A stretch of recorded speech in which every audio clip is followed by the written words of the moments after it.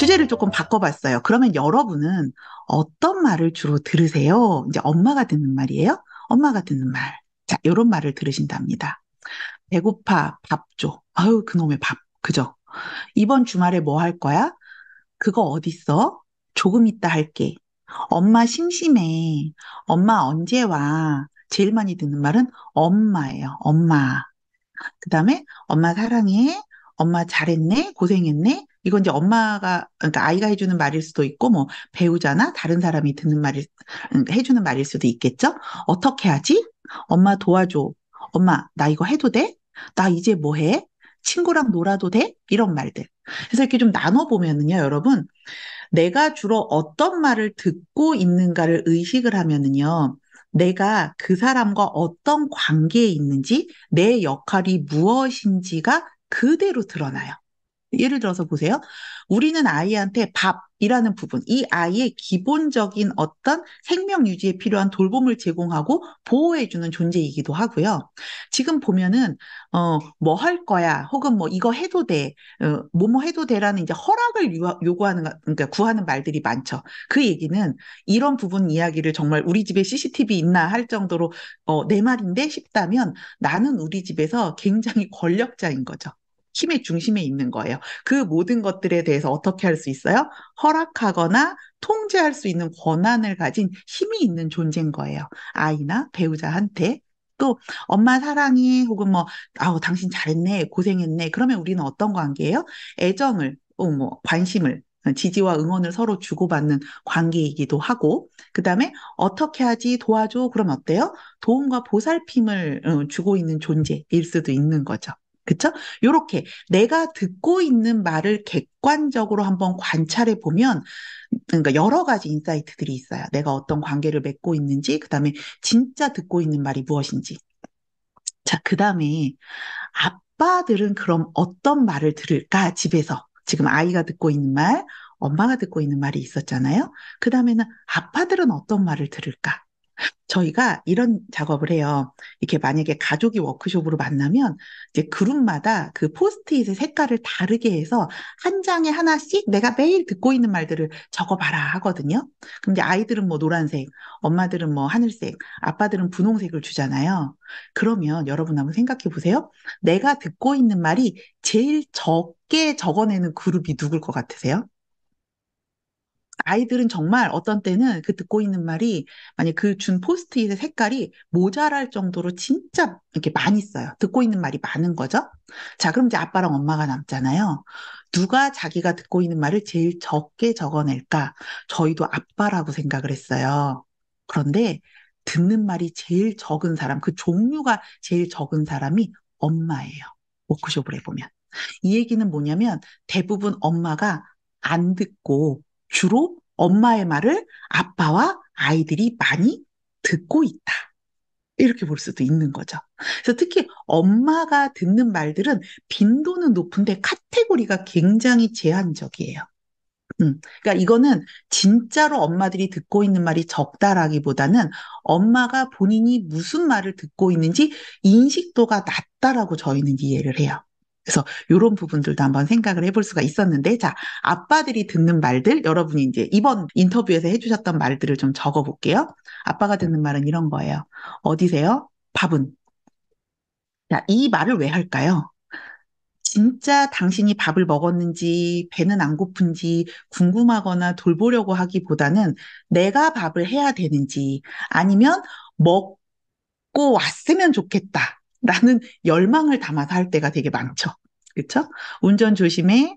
언제 와? 언제 와도 어때요? 빨리 왔으면 좋겠는 거죠. 혹은, 조금 더 늦게 올 거면 아예 늦게 와라. 이제 언제 와가 나의 기준에서 더 가까이 올 거냐, 멀리 올 거냐. 이걸 물어본다는 얘기 되게 많으셨어요. 애들이랑 좀 놀아줘. 우리 어디 갔다 올게. 그리고 나서 이제, 나가는 거죠. 아빠들이 듣는 말이 이런 게 있더라고요. 아빠 내일 쉬어? 또 자? 이런 것들. TV 봐도 돼요? 식사해요? 또 늦어? 뭐 이런 것들. 그쵸? 이런 것들 이야기를 많이 듣는다라고 얘기를 해주셨었거든요. 근데 이렇게 보다 보면, 와, 진짜 우리가 저런 말만 듣고 살까? 서로의 사이에 듣는 말들이 진짜 저게 달까라는 생각이 좀 들잖아요. 그래서 그 부분에 대해서 우리가 조금 더 주의를 기울여 보는 게 되게 필요했었어요. 그래서 부모 습관 모임에서 저희가 이번 한 달 동안 했었던 부분이 내가 하루의 일상에서 듣는 말 중에서도 기분 좋은 말에 집중해 보는 연습을 했었었거든요. 그랬더니 저희가 지금 제가 정확한 숫자는 기억이 잘 안 나는데, 25명이 25일간에 한 470개 이상을, 기분 좋은 말들을 찾아내더라고요. 그래서 실질적으로 한 470개 정도면 제가 아까 계산해 보니까 평균 인증률이 한 75% 이상이 되는 거예요. 굉장히 열심히 찾은 거죠. 이게 인증 모임 치고는. 그래서 변화에 대해서 지금 어떤 리마인드를 해주실지는 봐야 되겠지만, 실질적으로 매일 이 말을 듣고 인식하는 연습이 분명히 긍정적인 정서에 영향을 줬을 거라고 저는 생각을 하고 있거든요. 근데 그 중에서도 내가 찾은 기분 좋은 말들을 이렇게 쭉 추려보면 아이가 해주는 말이 압도적이에요, 빈도가. 한 180개 이상이 아이들이 해준 이야기였었던 것 같아요. 200여 개 가까이가. 그 다음에 2위가 남편이 해준 말이에요. 남편과의 사이에서 기분 좋은 말이 생각보다 많아요. 거의 100개 정도가 됐었어요. 거의 대략 100개. 그런데 우리가 지금 이 안에서 보면 그냥 내가 남편에게 듣는 말, 남편이 듣는 말, 내가 배우자한테 듣는 말들이 실질적으로 인식하고 있는 걸 써보세요 했을 때는 잘 체크를 못 하시더라고요. 지금 우리가 나온 것들을 보면. 그러니까 실질적으로 우리가 그런 말들에는 좀 집중을 덜 하고 있구나. 그래서 몇 가지 가져와 본 게 뭐냐면요. 그 중에서 요건 이제 우리가 이번 월말에 부모 습관 모임 이제 리뷰에서 나눠 보겠지만, 일단 몇 가지를 한번 좀 가져왔으니까 한번 보세요. 여러분들도 아이한테 분명히 이런 말을 들은 기억이 있을 거예요. 아이들이 나를 기분 좋게 하는 말. 이번에 이제 참여하신 분들이 어쨌든 조금 큰 아이도 있지만 대부분 이제 어린 아이들이거든요. 그런데 아이들이 이런 말을 해주는 거예요. 엄마한테. 나도 사랑해. 나도 그냥 좋아. 엄마가 뭘 좋다고 하면 아이들이, 나도 그냥 좋아. 이런 말 많이 하죠. 엄마, 마음이 좀 아쉽지? 엄마, 또 해봐. 재밌어. 엄마, 천천히, 천천히. 아이, 행복해. 엄마, 그럼 안고 있자. 엄마 정말 똑똑하네. 엄마, 나도 생각해 볼게. 요건 조금 큰 친구가 한 얘기였어요. 내가 안아줄게. 엄마, 너무 커서 엄마 귀까지 닿지 못했어. 그러니까 엄마가 잘 못 알아듣는 거예요. 그걸 아이가 이제 이런 식으로 표현을 해주는 거죠. 아이들이 하는 말인데, 그리고 일상적이고 어떻게 보면 되게 익숙한 말이지 않아요, 여러분?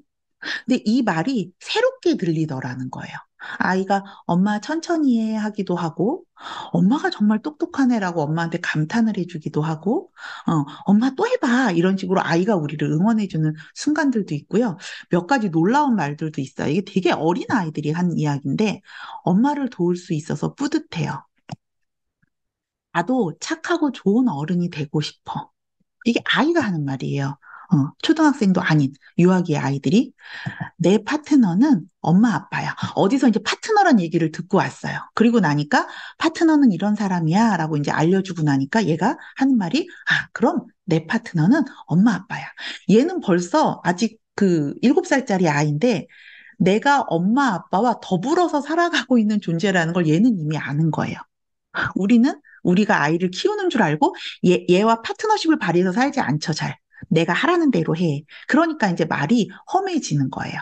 말이 날카로워지고 예리해지고 아픈 말들이 나가는데 이 아이는 우리는 파트너야라고 이야기하고 있는 경우도 있죠. 그쵸? 그 다음에 이런 말을 또 하더라고요. 용서하면 다시 행복해질 수 있어. 이런 말을 아이가 해주는 거예요. 이 말을 이제 들은 거죠. 엄마들이 이제 듣고 이 부분을 이제 서로 기록을 하면서 나눠봤었거든요. 또 우리가 배우자가 하는 말이 별로 잘 귀에 안 들어오실 때가 있을 수 있는데 이런 이야기들 하더래요. 어서 일찍 자. 배우자가 해주는 말이에요. 내가 할 수도 있고 배우자가 해주고. 나 잠깐 보고 올게 라고 했더니 길게 둘러보고 와. 남편이. 근데 이게 그 부분에 대해서 안테나를 켜고 주파수를 맞추고 듣지 않으면 사실은 안 들렸었을 말인 거죠. 당신 너무 귀여워. 이런 말도 해주고, 먼저 먹지 그랬어. 같이 먹으려고 기다렸지. 고마워. 당신 덕분이야. 오늘 뭐 할까? 잘했어, 여보야. 그 사람은 왜 그랬대? 당신한테? 그다음에 이제 약간 유머러스하게 당신을 내가 모시러 갈게. 이렇게 데리러 온다는 얘기를 하기도 하고, 고마워. 내가 더 잘할게. 이런 말들을 내 배우자가 하고 있는데 우리는 내가 듣고 있는 줄을 모르는 거죠. 그런 부분들이 많이 보였었어요. 그래서 제가 오늘 이야기에서 그 대화의 내용에서 첫 번째 우리가 기억했으면 좋겠는 우리의 메시지는 이거였었어요. 좋은 대화를 하고 싶다면 일단 들어보세요. 뭐에 집중해서? 좋은 말에 집중해서. 저희가 이 좋은, 그 기분 좋은 말 발굴단을, 10월 한 달 동안 하면서 처음에 제가, 어떡하지? 했던 게 뭐였냐면, 내가 오늘 들었던 말들에 집중을 해서 좋은 말을 찾으라고 하는데, 한동안 한 일주일에서 열흘간 오늘 듣는 말들 중에서 뭘 적냐면, 불쾌하고 기분 나쁜 말들도 적는 거예요. 좋은 말에 듣자고 하고 모여도 그게 쉽지가 않은 거죠. 가장 기억에 남는 말들이 처음에는 우리가 이해를 하게 되는 거죠. 내가 주로 불편했던 말, 화가 나는 말, 그런 것들이 훨씬 내 안에 많이 남아 있구나. 그래서 한 그 반 정도, 일주일에서 열흘 가는 25일 중에 그 반 동안은 실제로 말에 집중하는 데에 에너지를 쏟았고, 그걸 좋은 말에 더 집중하는 데 했던 게 또 그 이후였던 것 같아요.